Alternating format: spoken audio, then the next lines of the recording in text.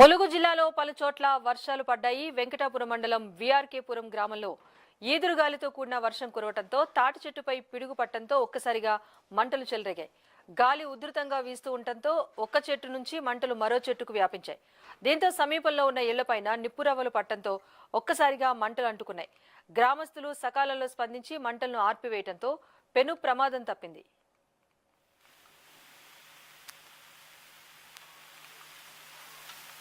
Right, ఇదే అంశానికి సంబంధించి మరింత సమాచారం మా ప్రతినిధి భాస్కర్ అందిస్తారు.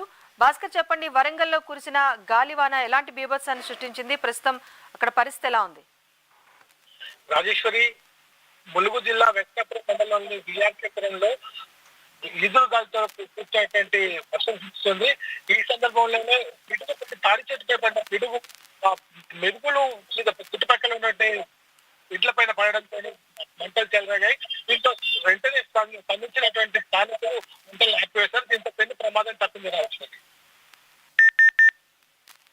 Right, thank you Bhaskar.